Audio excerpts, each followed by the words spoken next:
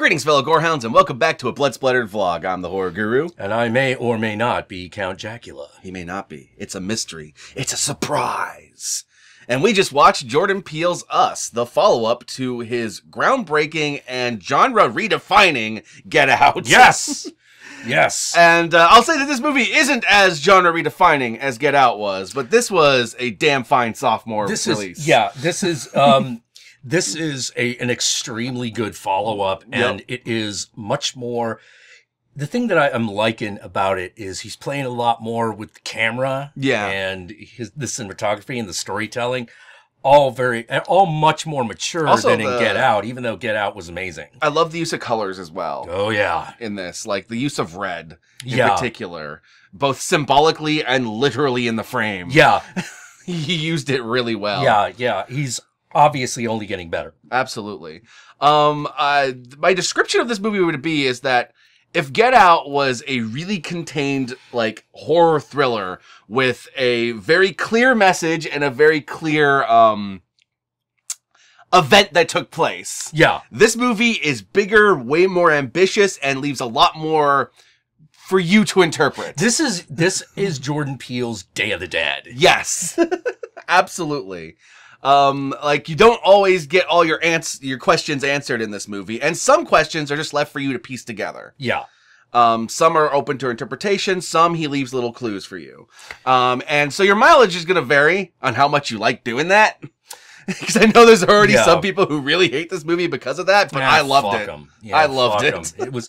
It told me everything I needed to get the point of the story across. The emotional journey of the main character and her family is very clear. Oh, extremely. Your questions are mainly that are going to be left open to interpretation or to you to figure out are basically everything about why anything's happening. Yeah.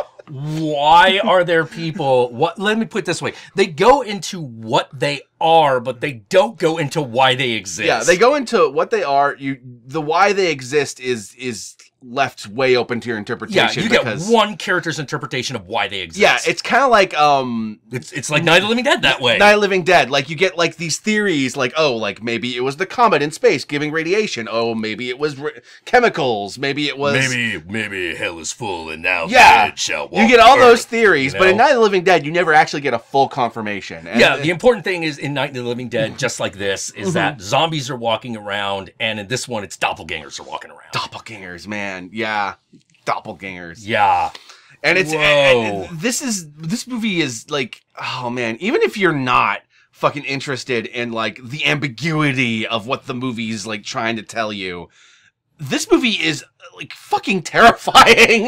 Yeah. It's really fucking tense. It's a tense movie. Yeah, absolutely. Like with Get Out, he played more like with like the thriller aspect, and in this movie, he's just like, no, I just want to terrify people, hardcore. Yeah, and he does. Yeah, he really did. He really did. There's so many times when like you're seriously going, who in this family is gonna live? Yeah. Like, I wasn't sure if anyone was at one point, you know? It's like, shit was getting real. Yeah.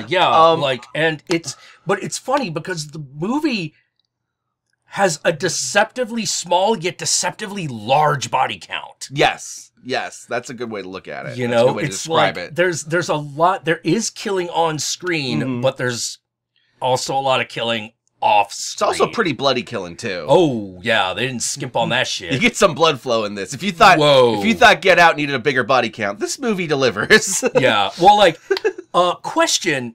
I'm not sure about this because I just thought of it. Was the guy who played the dad in Us the same guy who played the TSA agent in Get Out? No, it's a completely different guy. Okay. No, but he was the same guy who played Manape in Black Panther. Oh, that's where I recognized him from. Yeah. Holy shit. Oh, it's a completely different character. Yeah. Holy shit. Didn't recognize that it was that guy. Yep. Holy crap. Yep. Damn, he was good. Absolutely. He was good. In Black Panther, you know, he was like stoic, badass and all that stuff. But in this movie, like, he's like the joking boyfriend who's just, you know, he's there to have a good time. He's goofy dad in this movie. You know, and with everything that entails. Absolutely. This is also one of those movies where, depending upon how much you figure out right away, you're definitely going to want to see this twice because there's a lot of details and things that come together after you've seen it the first time. Yeah. And so, like, going back and re-examining the movie with the new information you get by the end of it definitely helps you understand the experience a lot better. Yeah. Yeah, absolutely. Like, I figured out a lot of the twists because I'm a guy. I do that. Yeah, I do that. I figured it out in the first like 10 minutes. Like, what the twist at the end was going to be. There's a lot that happens towards the end of this movie that I did not figure out. Not nearly as early as I was like, oh, I know what's going to happen at the end, and so, I was like, right. So, like, if you're like me and you watch it and you didn't see that stuff coming, you definitely want to see this again because then everything comes into a different light when you rewatch the movie. Because the minute I caught hip to what they were doing, I was seeing everything that they were doing to make that. Yeah. To build up to that moment. It's kind of like how in Get Out, when you watch the movie the second time from the perspective of knowing that the guy's girlfriend is the bad guy, everything she does now has a completely different connotation and reasoning behind it, but it still makes sense. Yes. This movie has a lot of that. Yeah. I'm not one of those guys who's like, oh, I figured out the end of the movie, therefore the movie's There's a lot of people who are saying that, and I'm just like... I don't watch movies like that, because the movie still outsmarted me on a lot of occasions. Like, right up to the end. Like, I get if you feel like, oh, I figured out the movie, so, like, that whole last act wasn't as exciting for me. I get that, but, like, how was, like, the horror of the situation still not getting you? Like, it's... Oh, yeah, like, exactly. Because, well, here's the funny thing. Even though I pegged the end, I didn't see the mid-story twist coming. Oh, yeah. The mid-story twist, I was like, oh, shit! That's another thing. I had no idea that was going to happen. I was about halfway into this movie. There's stuff that starts happening that wasn't in the trailer, and I was glad that they didn't reveal this shit in the trailer because holy shit, it was a surprise. Yeah, I don't know what to say other than I bring up Day of the Dead for a reason. Yeah. Oh my god. One of the other thing I want to mention before we get to the spoilers, because there's a lot to cover in the spoilers, is I really like the use of music in this movie because one of the things really Jordan Peele did is that in a lot of traditional, like, white-fronted horror movies, you will often use, like, old pop songs in, like, creepy contexts or ironic contexts. You know, like one of the most famous being, like Stuck in the Middle with You and, like, Reservoir Dogs. Yeah. I like that in this movie, he does that same trick, but with old rap songs. Yes. Yeah, and the extremely thematically relevant, I got 5 on it. Because for those of you who don't know, and even I had to look this up, was when you say you got 5 on it, that means you're splitting a dime bag with somebody. Splitting. You're splitting it. You know, split. See what they did there? See what they did there? I got 5 on it. God damn it. Well, you watch this movie once and that song's just in your head now. It just is. Well, like, I couldn't believe that they had done... at the end, they do the creepy horror reorchestrated version of the song. Where it starts blending into the normal score. Yeah. It does that in the trailer too. Like if you pay attention to the trailer, you get the I got 5 on it and then you get the score version. Yeah. Where it's just like the hook. Doo-doo. But I wasn't sure if that was going to be like, you know, like the 50 Cent song in Happy Death Day where it's in the trailer but not in the movie. Right. But it actually is in the movie. No. It's in the movie and it's a big fucking part of the movie actually. Like up to the point where like the climax is choreographed to Absolutely. Lupita Nyong'o, I'm not sure if I'm pronouncing her name correctly. But she the lead? She fucking dominates this movie because basically she's playing the main character as well as the main antagonist. Yeah, she's playing the hero and the villain. And she is like, she's terrifying as the antagonist and you actually really care about her as the protagonist. Oh yeah. Oh yeah. And the way she was able to play both roles as distinct characters while still essentially being the same character. Yeah. Without giving away too much. She did that really fucking well. One of the things I really loved, I don't think this is a spoiler because this is a movie that is all based around a single phrase, which is you are your own worst enemy. Yeah. The enemy is us. Yeah. Your enemy is, your worst enemy is you. Our worst enemy is us. Yes. You know, like, and they use, I was amazed that he brought that, he did that at every scale. Oh, yeah. He did that as the individual, as the family, as the friend group, as the country. Yep, he keeps doing that. It's like a really good it's like a Twilight Zone-esque like metaphor. Yeah, it was. It really was. Which is definitely more than Get Out. This makes me go like, oh no, Twilight Zone's gonna be great. Oh yeah, both the new Twilight Zone series that he's fronting and that Lovecraft Country movie series that series he's producing. I'm down. Yeah. I'm down after this. I kind of want him to start with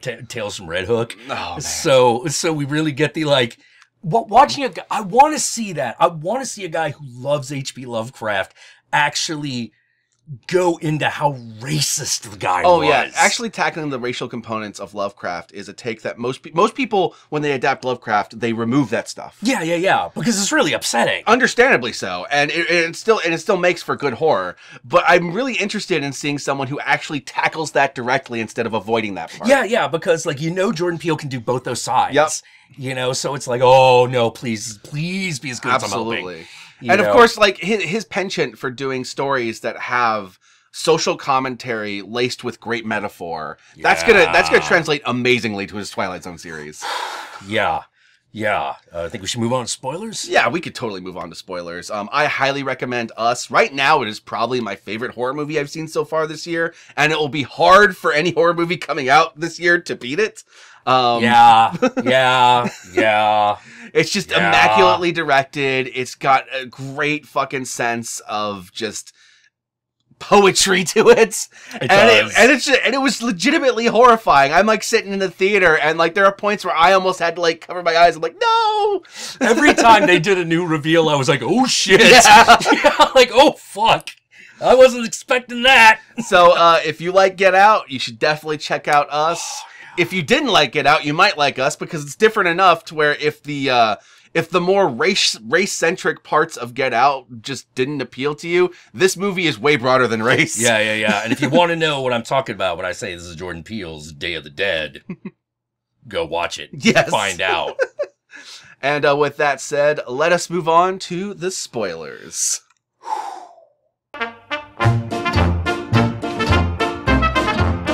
Okay, I think the biggest spoiler right up front, this is an apocalypse movie. Yeah, the trailer does not get that across, but there's more than just this family's doppelgangers. The entirety of the country has doppelgangers. Yeah. And they all live underneath the country in the sewer system in these abandoned tunnels. Yeah. Now, that much you know, because that much is, like, there's evidence towards all this. Yeah, they allude to that. But what you don't know is who made them, why they're there, how did they get free from the fact that they're kind of tethered to people? Yeah. Because basically, like, they show you that, like, these people have lived as, like, your dark shadow underneath you in the tunnels. So everything you do, they're doing in the tunnels. Yeah. But they have no control over it. To the point where they're having your children. Yeah, they're actually having your children, which is what leads people to believe that it's more than just science involved. Because how are you guys just giving birth to the same exact children? Even if two people have sex, they're not necessarily going to have the same kid every time, you know? Exactly. So it has this kind of like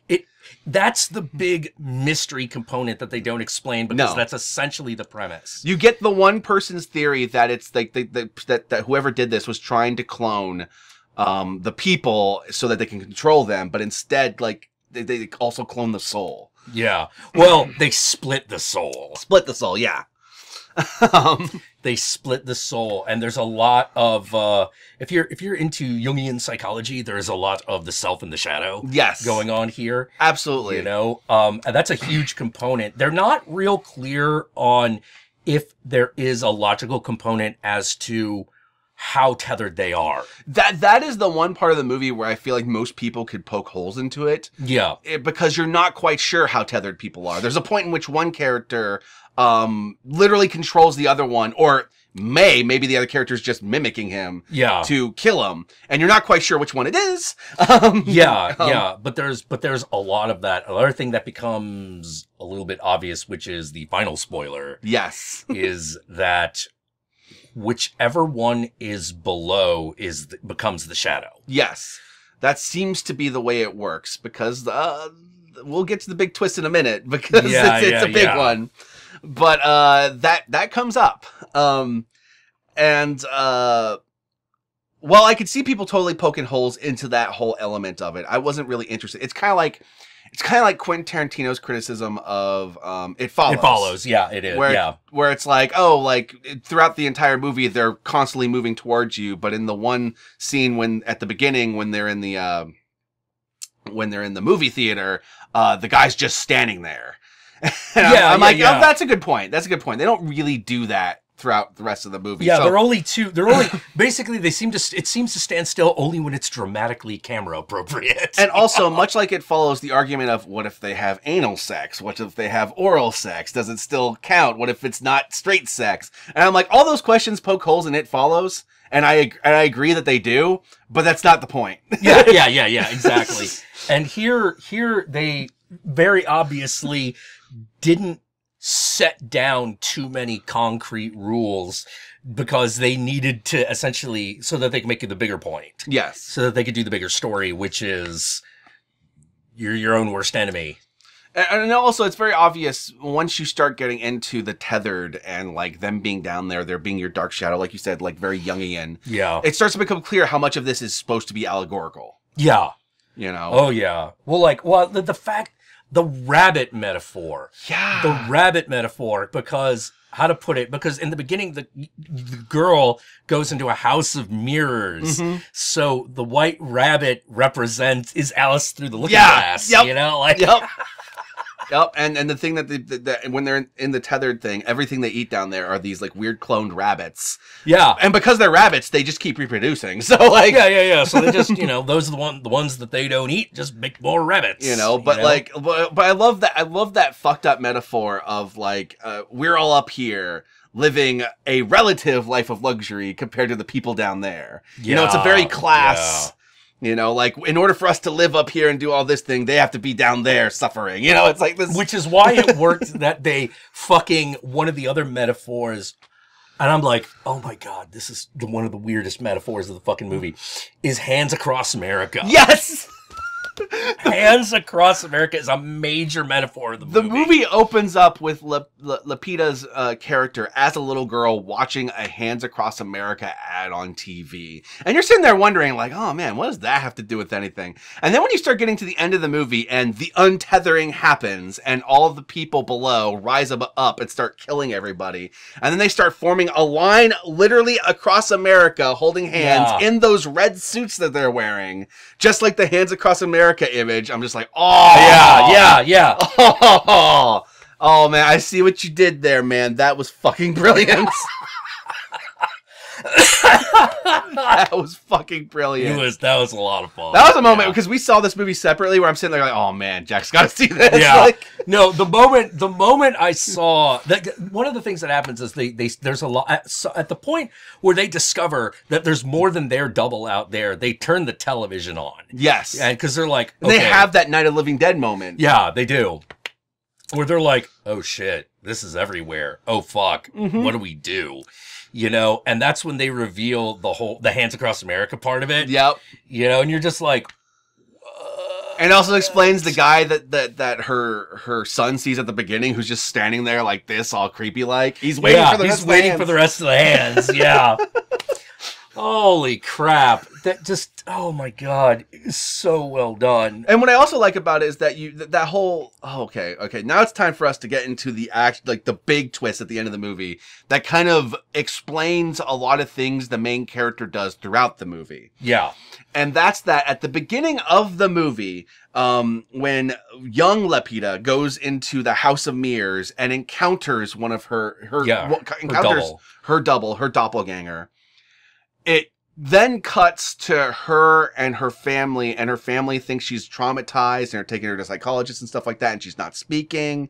And if you watch the movie first and you haven't figured it out yet, you just think she's traumatized. Yeah. She's got PTSD. And so later on in the movie, when her husband wants to go to Santa Cruz, where this all happened, you think she's just having PTSD symptoms of not wanting to go back where she was traumatized. Yeah. But as you find out at the end of the movie, Red, the leader of the Tethered, the person who broke into their house and looks like her, is the original her. Yeah.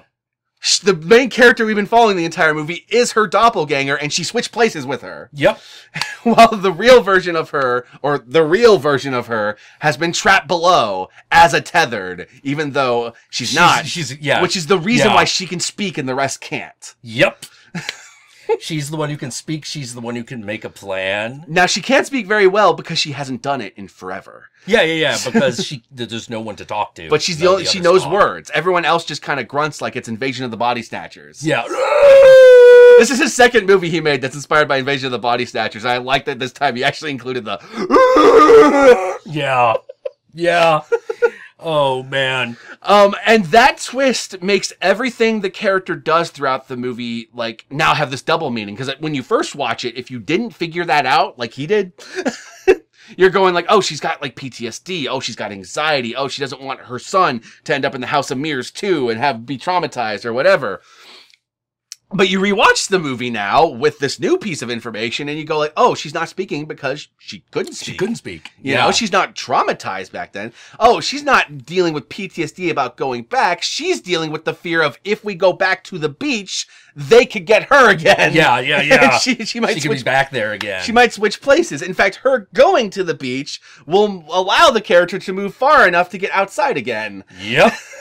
And become untethered once they're out from below. Yeah, which is precisely what the other one has been waiting for. Yep, and that's what triggers everything because she's the one who's been above and can speak and knows all this stuff. She basically has a revolution, like a what do you call it? A like proletariat revolution. Yeah.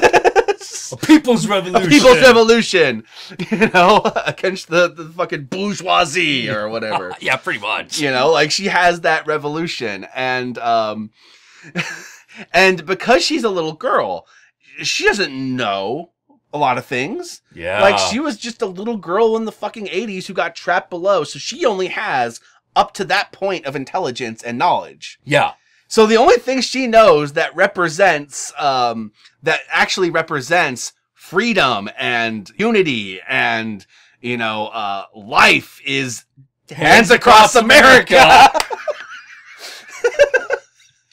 And fucking, oh my God. Oh man, another aspect that I really liked. I'm sure a lot of people would probably try to pick holes in this, but I'm like, oh no, I get it. This movie, more than Get Out, is easier to poke holes in because Get Out was very contained and tight, and the script is perfect. Yeah. This movie leaves a lot more open. Yeah. There's a lot that the movie does, but there's also a lot that the movie kind of leaves for you to deal with. Mm-hmm. But one of the things that I really liked is that because they switched places, it turns out that the doppelganger can dance. Yeah, because she's the one who wanted to be a dancer. And you find out that the character we're following, like, she gave up dancing when she was younger, you know? It's just like her... She says that it's because, like, her legs just couldn't do it anymore. But, like, it becomes clear when you find out about the switch that she never wanted to dance. The other one did. Yeah. It was the original girl. The original girl was the dancer.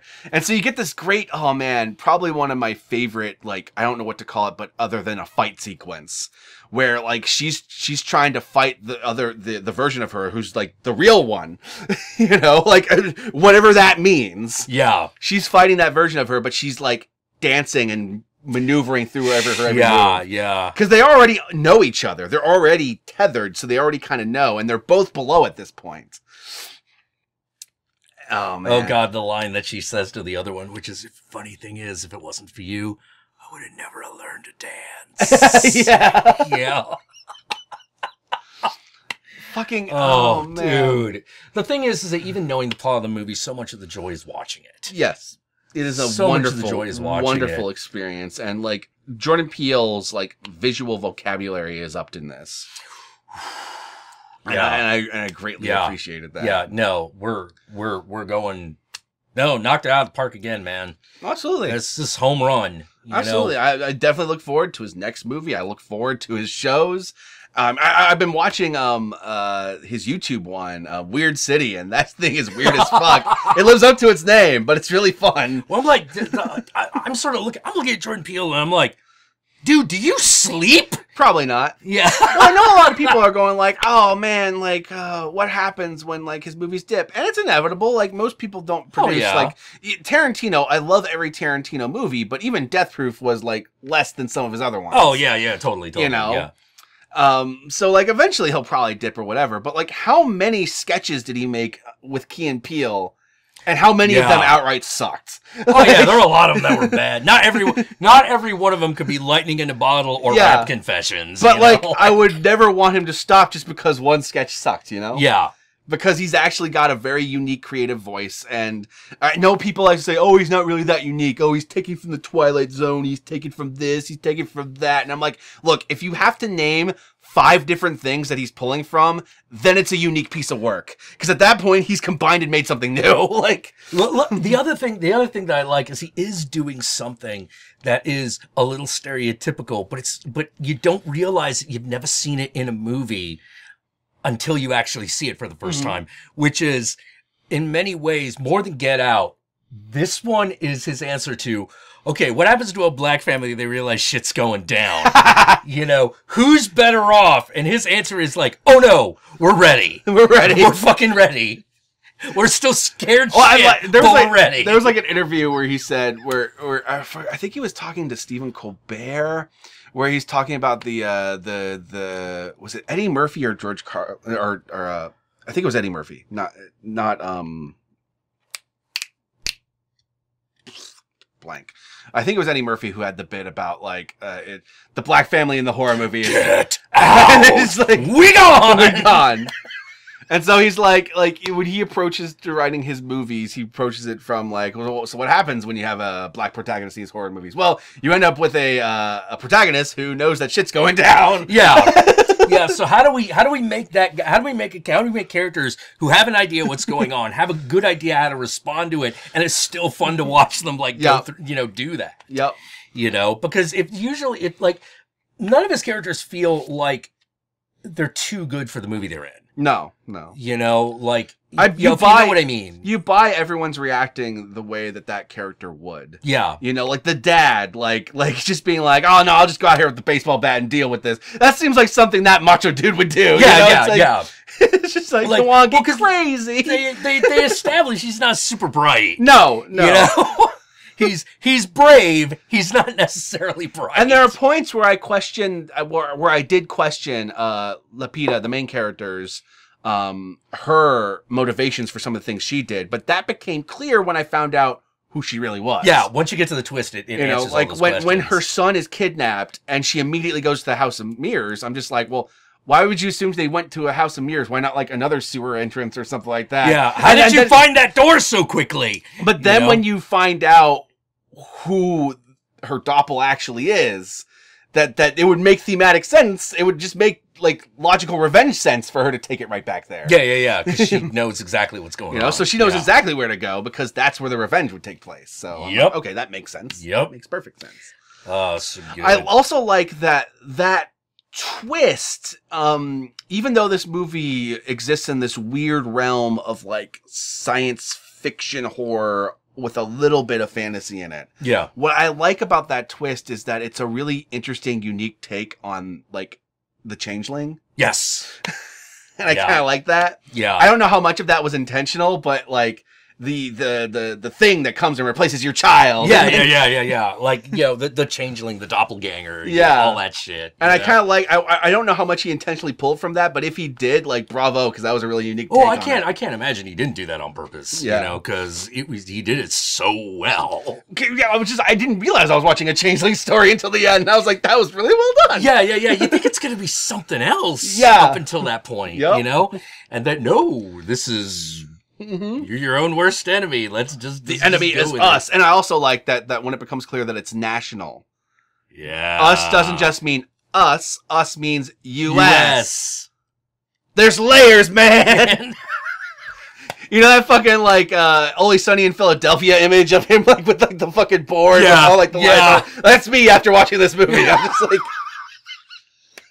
Well, yeah, like the minute the other family's doppelgangers show up, I freaked out. Yeah. I was like, oh my God. Well, that's the part I did not see coming. No, I didn't see that part coming either. Like that point, that was the point where I'm like, oh shit, there's shit they didn't show us in the trailer. I was, holy crap. Yeah. I did not know what this movie was going in. And they did that, you know, that there's that meme about like a guy robbing you. And you're like, ha, joke's on you. Alexa, call the police. And then it starts playing the police while you're getting shot. Yeah.